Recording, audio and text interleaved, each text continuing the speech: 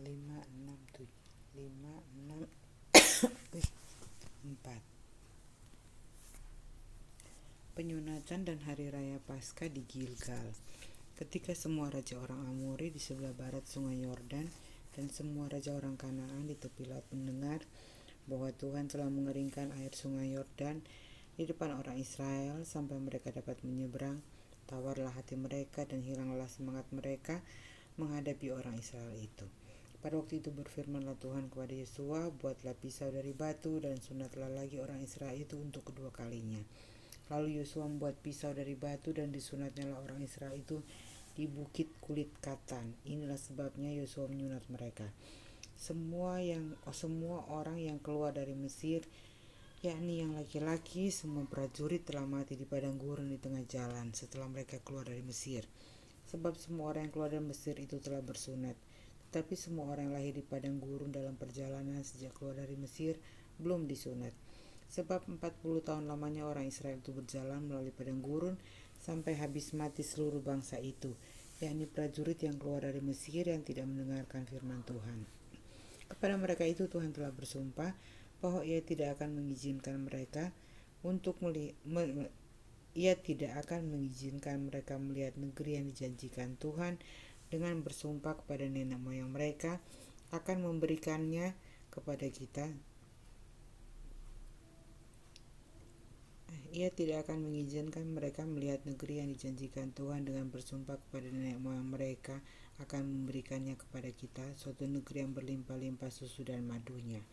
Tetapi anak-anak mereka yang telah dijadikannya ganti mereka itulah yang disunat Yosua, sebab mereka belum bersunat karena mereka tidak disunat dalam perjalanan. Setelah seluruh bangsa itu selesai disunat, maka tinggallah mereka di tempatnya masing-masing di perkemahan itu sampai mereka sembuh. Dan berfirmanlah Tuhan kepada Yosua, hari ini telah kuhapuskan celah Mesir itu daripadamu. Itulah sebabnya nama tempat itu disebut Gilgal sampai sekarang. Sementara berkemah di Gilgal, orang Israel itu merayakan Paskah pada hari yang ke-14 bulan itu pada waktu petang di dataran Yeriho. Lalu pada hari sesudah Paskah mereka makan hasil negeri itu, yakni roti yang tidak beragi dan bertih gandum pada hari itu juga. Lalu berhentilah mana itu pada keesokan harinya setelah mereka makan hasil negeri itu. Jadi orang Israel tidak beroleh mana lagi, tetapi dalam tahun itu mereka makan yang dihasilkan tanah Kanaan. Panglima bala tentara Tuhan. Ketika Yosua dekat Yeriho, ia melayangkan pandangannya, dilihatnya seorang laki-laki berdiri di depannya dengan pedang terhunus di tangannya. Yosua mendekatinya dan bertanya kepadanya, kawankah engkau atau lawan? Jawabnya, bukan, tetapi akulah panglima bala tentara Tuhan. Sekarang aku datang. Lalu sujudlah Yosua dengan mukanya ke tanah, menyembah dan berkata kepadanya, apakah yang akan dikatakan Tuanku kepada hambanya ini? Dan panglima bala tentara Tuhan itu berkata kepada Yosua, tanggalkanlah kasutmu dari kakimu sebab tempat engkau berdiri itu kudus. Dan Yosua berbuat demikian. Jatuhnya Yeriho.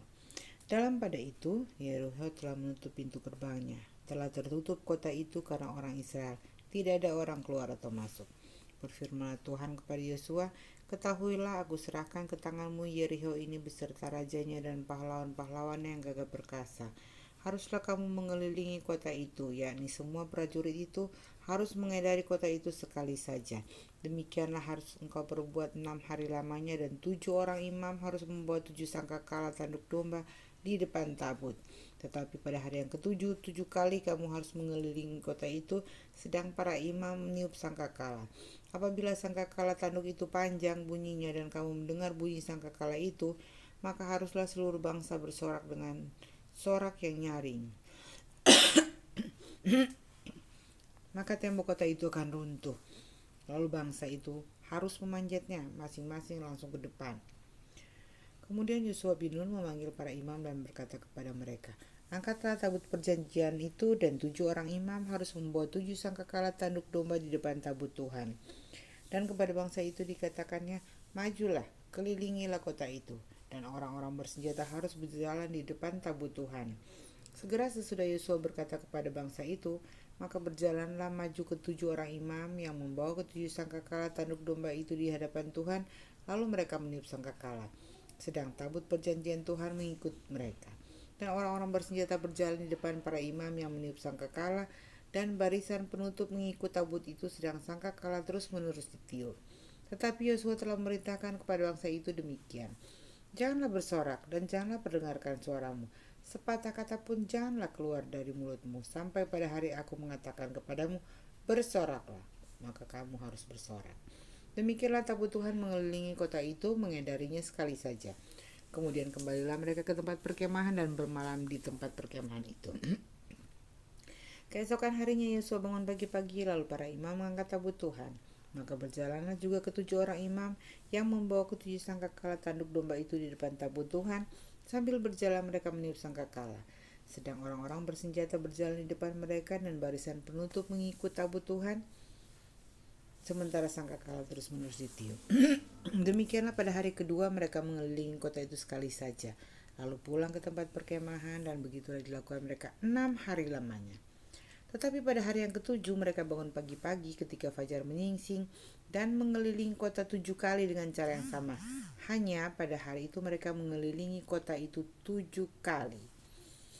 Lalu pada ketujuh kalinya, ketika para imam meniup sangkakala, berkatalah Yosua kepada bangsa itu, bersoraklah sebab Tuhan telah menyerahkan kota ini kepadamu. Dan kota itu dengan segala isinya akan dikhususkan bagi Tuhan untuk dimusnahkan. Hanya Rahab perempuan sundal itu akan tetap hidup, ia dengan semua orang yang bersama-sama dengan dia dalam rumah itu, karena ia telah menyembunyikan orang suruhan yang kita suruh. Tetapi kamu ini, jagalah dirimu terhadap barang-barang yang dikhususkan untuk dimusnahkan, supaya jangan kamu mengambil sesuatu dari barang-barang yang dikhususkan itu setelah mengkhususkannya, dan dengan demikian membawa kemusnahan atas perkemahan orang Israel dan mencelakakannya. Segala emas dan perak serta barang-barang tembaga dan besi adalah kudus bagi Tuhan. Semuanya itu akan dimasukkan ke dalam perbendaharaan Tuhan. Lalu bersoraklah bangsa itu, sedang sangkakala ditiup. Segera sesudah bangsa itu mendengar bunyi sangkakala, bersoraklah mereka dengan sorak yang nyaring. Maka runtuhlah tembok itu, lalu mereka manjat masuk ke dalam kota, masing-masing langsung ke depan dan merebut kota itu. Mereka menumpas dengan mata pedang segala sesuatu yang di dalam kota itu, baik laki-laki maupun perempuan, baik tua maupun muda, sampai kepada lembu domba dan keledai. Tetapi kepada kedua orang pengintai negeri itu Yosua berkata, masuklah ke dalam rumah perempuan sundal itu dan bawalah keluar perempuan itu dan semua orang yang bersama-sama dengan dia, seperti yang telah kamu janjikan dengan bersumpah kepadanya. Lalu masuklah kedua pengintai muda itu dan membawa keluar Rahab dan ayahnya, ibunya, saudara-saudaranya, dan semua orang yang bersama-sama dengan dia, bahkan seluruh kaumnya dibawa mereka keluar. Lalu mereka menunjukkan kepadanya tempat tinggal di luar perkemahan orang Israel. Tetapi kota itu dan segala sesuatu yang ada di dalamnya dibakar mereka dengan api. Hanya emas dan perak, barang-barang tembaga dan besi ditaruh mereka di dalam perbendaharaan rumah Tuhan. Demikianlah Rahab perempuan sundal itu dan keluarganya serta semua orang bersama-sama dengan dia dibiarkan hidup oleh Yosua. Maka diamlah perempuan itu di tengah-tengah orang Israel sampai sekarang, karena ia telah menyembunyikan orang suruhan yang disuruh Yosua mengintai Yerikho. Pada waktu itu bersumpahlah Yosua, katanya, terkutuklah di hadapan Tuhan orang yang bangkit untuk membangun kembali kota Yerikho ini. Dengan membayarkan nyawa anaknya yang sulung, ia akan meletakkan dasar kota itu, dan dengan membayarkan nyawa anaknya yang bungsu, ia akan masang pintu gerbangnya. Dan Tuhan menyertai Yosua, dan terdengarlah kabar tentang dia di seluruh negeri itu. Dosa dan hukuman Akan. Tetapi orang Israel berubah setia dengan mengambil barang-barang yang dikhususkan itu, karena Akan bin Karmi bin Zabdi bin Zerah dari suku Yehuda mengambil sesuatu dari barang-barang yang dikhususkan itu. Lalu bangkitlah murka Tuhan terhadap orang Israel.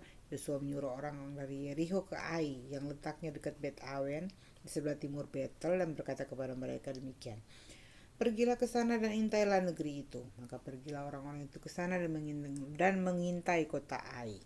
Kemudian kembalilah mereka kepada Yosua yang berkata kepadanya, tidak usah seluruh bangsa itu pergi, biarlah hanya kira-kira 2 atau 3 ribu orang pergi untuk menggempur Ai itu. Janganlah kau susahkan seluruh bangsa itu dengan berjalan ke sana, sebab orang-orang di sana sedikit saja. Maka berangkatlah kira-kira 3.000 orang dari bangsa itu ke sana, tetapi mereka melarikan diri di depan orang-orang Ai. Sebab orang-orang Ai menewaskan kira-kira 36 orang dari mereka. Orang-orang Israel itu dikejar dari depan pintu gerbang kota itu sampai ke Shebarim dan dipukul kala di lereng. Lalu tawarlah hati bangsa itu amat sangat. Yosua pun mengoyakkan jubahnya dan sujudlah ia dengan mukanya sampai ke tanah di depan tabut Tuhan hingga petang, bersama dengan para tua-tua orang Israel sambil menaburkan debu di atas kepalanya. Dan berkatalah Yosua, "Ah Tuhanku Allah, mengapa engkau menyuruh bangsa ini menyeberangi sungai Yordan, supaya kami diserahkan kepada orang Amori untuk dibinasakan? Lebih baik kalau kami putuskan tadinya untuk tinggal di seberang sungai Yordan itu. Oh Tuhan, apakah yang akan kukatakan setelah orang Israel lari membelakangi musuhnya? Apabila hal itu terdengar oleh orang Kanaan dan seluruh penduduk negeri ini, maka mereka akan mengepung kami dan melenyapkan nama kami dari bumi ini. Dan apakah yang akan kau lakukan untuk memulihkan namamu yang besar itu?" Lalu berfirmanlah Tuhan kepada Yosua, "Bangunlah, mengapa engkau sujud demikian? Orang Israel telah berbuat dosa, mereka melanggar perjanjianku yang kuperintahkan kepada mereka. Mereka mengambil sesuatu dari barang-barang yang dikhususkan itu. Mereka mencurinya, mereka menyembunyikannya, dan mereka menaruhnya di antara barang-barangnya. Sebab itu orang Israel tidak dapat bertahan menghadapi musuhnya. Mereka membelakangi musuhnya, sebab mereka itu pun dikhususkan untuk ditumpas. Aku tidak akan menyertai kamu lagi jika barang-barang yang dikhususkan itu tidak kamu punahkan di tengah-tengahmu. Bangunlah, kuduskanlah bangsa itu dan katakan, kuduskanlah dirimu untuk esok hari. Sebab demikianlah firman Tuhan Allah Israel, hai orang Israel, ada barang-barang yang dikhususkan di tengah-tengahmu. Kamu tidak akan dapat bertahan menghadapi musuhmu sebelum barang-barang yang dikhususkan itu kamu jauhkan dari tengah-tengah kamu. Besok pagi kamu harus tampil ke muka suku demi suku dan suku yang ditunjuk oleh Tuhan harus tampil ke muka kaum demi kaum, dan kaum yang ditunjuk oleh Tuhan harus tampil ke muka keluarga demi keluarga, dan keluarga yang ditunjuk oleh Tuhan harus tampil ke muka seorang demi seorang. Dan siapa yang didapati menyimpan barang-barang yang dikhususkan itu akan dibakar dengan api, ia dan segala sesuatu yang ada padanya, sebab ia telah melanggar perjanjian Tuhan dan berbuat noda di antara orang Israel. Keesokan harinya bangunlah Yosua pagi-pagi lalu menyuruh orang Israel tampil ke muka suku demi suku, maka didapatilah suku Yehuda. Ketika disuruhnya tampil ke muka kaum-kaum Yehuda, maka didapatinya kaum Zerah. Ketika disuruhnya tampil ke muka kaum Zerah seorang demi seorang, maka didapatilah Zabdi. Ketika disuruhnya keluarga orang itu tampil ke muka seorang demi seorang, maka didapatilah Akan bin Karmi bin Zabdi bin Zerah dari suku Yehuda. Berkatalah Yosua kepada Akan, "Anakku, hormatilah Tuhan Allah Israel, dan mengakulah di hadapannya. Katakanlah kepada aku apa yang kau perbuat, jangan sembunyikan kepadaku." Lalu Akan menjawab Yosua, katanya, "Benar, akulah yang berbuat dosa terhadap Tuhan Allah Israel, sebab beginilah perbuatanku. Aku melihat di antara barang-barang jarahan itu jubah yang indah buatan Sinear, dan 200 shikal perak dan sebatang emas yang 50 shikal beratnya. Aku mengingininya, maka ku ambil. Semuanya itu disembunyikan di dalam kemahku dalam tanah, dan perak itu di bawah sekali." Lalu Yosua menyuruh orang segera pergi ke kemah itu, dan sesungguhnya semuanya itu disembunyikan dalam kemah Akan, dan perak itu ada di bawah sekali.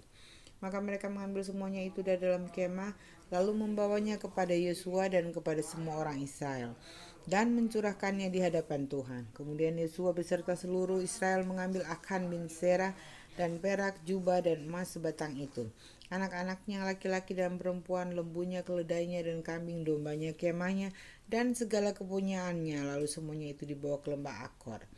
Berkatalah Yosua, "Seperti engkau mencelakakan kami, maka Tuhan pun mencelakakan engkau pada hari ini." Lalu seluruh orang Israel melontari dia dengan batu, semuanya itu dibakar dengan api dan dilempari dengan batu.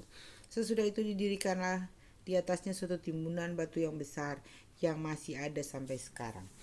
Lalu surutlah murka Tuhan yang bernyala-nyala itu. Oleh sebab itu nama tempat itu sampai sekarang disebut Lembah Akor. Ai dibinasakan. Kemudian berfirmanlah Tuhan kepada Yosua, "Janganlah takut dan janganlah tawar hati. Bawalah seluruh tentara dan bersiaplah, majulah ke Ai. Ketahuilah aku serahkan kepadamu raja negeri Ai, rakyatnya, kotanya, dan negerinya. Dan haruslah kau lakukan kepada Ai dan rajanya seperti yang kau lakukan kepada Yeriho dan rajanya. Hanya barang-barangnya dan ternaknya boleh kamu jarah. Suruhlah orang bersembunyi di belakang kota itu." Lalu bersiaplah Yosua beserta seluruh tentara orang pergi ke Ai. Yosua memilih 30.000 orang, pahlawan-pahlawan yang gagah perkasa. Mereka disuruhnya pergi pada waktu malam. Dan kepada mereka diperintahkannya katanya, ketahuilah kamu harus bersembunyi di belakang kota itu untuk menyerangnya. Janganlah terlalu jauh dari kota itu dan bersiap-siaplah kamu sekalian. Aku dan semua orang bersama-sama dengan aku akan mendekati kota itu. Apabila mereka keluar menyerbu kami seperti yang pertama kali, maka kami akan melarikan diri dari hadapan mereka. Jadi mereka akan keluar menyusul kami sehingga kami memancing mereka jauh dari kota itu. Sebab mereka akan berkata, orang-orang itu melarikan diri dari hadapan kita seperti yang pertama kali. Jika kami melarikan diri dari hadapan mereka, maka kamu harus bangun dari tempat persembunyianmu itu untuk menduduki kota itu, dan Tuhan Allahmu akan menyerahkannya ke dalam tanganmu. Segera setelah kamu merebut kota itu, haruslah kamu membakarnya sesuai dengan firman Tuhan. Kamu harus melakukan semuanya itu. Ingatlah, itulah perintahku kepadamu. Demikianlah Yosua menyuruh mereka pergi, lalu berjalanlah mereka ke tempat persembunyian dan tinggal di antara Betel dan Ai, di sebelah barat Ai. Tetapi Yosua bermalam di tengah-tengah rakyat pada malam itu. Keesokan harinya Yosua bangun pagi-pagi, lalu diperiksanya lah barisan bangsa itu, dan berjalanlah ia maju beserta para tua-tua orang Israel di depan bangsa itu ke Ai. Juga seluruh tentara bersama-sama dengan dia berjalan maju. Mereka maju mendekat, lalu sampai ke tentangan kota itu. Kemudian berkemahlah mereka di sebelah utara Ai, sehingga lembah itu ada di antara mereka dan Ai. Yosua telah mengambil kira-kira 5.000 orang. Lalu disuruhnya mereka bersembunyi di antara Betel dan Ai di sebelah barat kota itu. Beginilah rakyat itu diatur. Seluruh tentara itu di sebelah utara kota, dengan barisan belakang di sebelah barat kota. Pada malam itu berjalanlah Yosua melalui lembah itu. Pagi-pagi ketika raja negeri Ai melihat hal itu, maka ia dan seluruh rakyatnya, orang-orang itu segera keluar berperang, menyerbu orang Israel ke lereng di seberang dataran itu. Raja itu tidak tahu bahwa ada orang bersembunyi di belakang kota. Yosua dan seluruh orang Israel itu berlaku seolah-olah dipukul mundur oleh mereka, lalu melarikan diri ke arah padang gurun. Sebab itu semua orang di kota dikerahkan untuk mengejar orang Israel. Maka mereka mengejar Yosua sehingga makin jauhlah mereka terpancing dari kota. Seorang pun tidak tertinggal lagi di Ai dan Betel yang tidak keluar memburu orang Israel. Mereka meninggalkan kota itu terbuka karena mereka mengejar orang Israel. Lalu berfirmanlah Tuhan kepada Yosua, acungkanlah lembing yang ada di tanganmu ke arah Ai, sebab aku menyerahkan kota itu ke dalam tanganmu. Maka Yosua mengacungkan lembing yang di tangannya ke arah kota itu.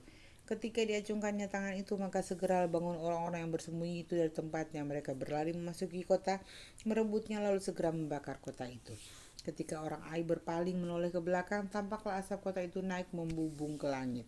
Mereka tidak sempat melarikan diri kemanapun juga, sebab rakyat yang tadinya lari ke padang gurun berbalik melawan pengejar-pengejarnya. Ketika Yosua dan seluruh Israel melihat bahwa orang-orang bersembunyi itu telah merebut kota, dan bahwa asap kota itu naik membubung, berbaliklah mereka lalu menewaskan orang-orang Ai. Sementara itu juga keluar orang-orang Israel yang lain dari dalam kota menyerbu orang-orang Ai sehingga terjepit di tengah-tengah orang Israel itu. Yang ini dari sini dan yang itu dari sana. Orang-orang Ai ditewaskan sehingga seorang pun dari mereka tidak ada yang dibiarkan terlepas atau luput. Tetapi Raja Ai ditangkap mereka hidup-hidup dan dihadapkan kepada Yosua. Segera sesudah orang Israel selesai membunuh seluruh penduduk kota Ai di padang terbuka kemana orang Israel mengejar mereka, dan orang-orang itu semuanya tewas oleh mata pedang sampai orang yang penghabisan, maka seluruh Israel kembali ke Ai dan memukul kota itu dengan mata pedang. Jumlah semua orang yang tewas pada hari itu, baik laki-laki maupun perempuan, ada 12.000 orang, semuanya orang Ai. Dan Yosua tidak menandatangannya mengacungkan lembing itu sebelum seluruh penduduk kota Ai ditumpasnya. Hanya ternak dan barang-barang kota itu dijarah oleh orang Israel sesuai dengan firman Tuhan yang diperintahkannya kepada Yosua. Yosua membakar Ai dan buatnya menjadi timbunan puing untuk selama-lamanya, menjadi tempat yang tandus sampai sekarang. Dan Raja Ai digantungnya pada sebuah tiang sampai petang. Ketika matahari terbenam, Yosua merintahkan orang menurunkan mayat itu dari tiang, lalu dilemparkan di depan pintu gerbang kota. Kemudian didirikan oranglah di atasnya suatu timbunan batu yang besar yang masih ada sampai sekarang. Mesbah di Gunung Ebal, pembacaan hukum Taurat. Pada waktu itulah Yosua mendirikan mesbah di Gunung Ebal bagi Tuhan Allah Israel seperti yang diperintahkan Musa, hamba Tuhan itu, kepada orang Israel menurut apa yang tertulis dalam kitab hukum Musa.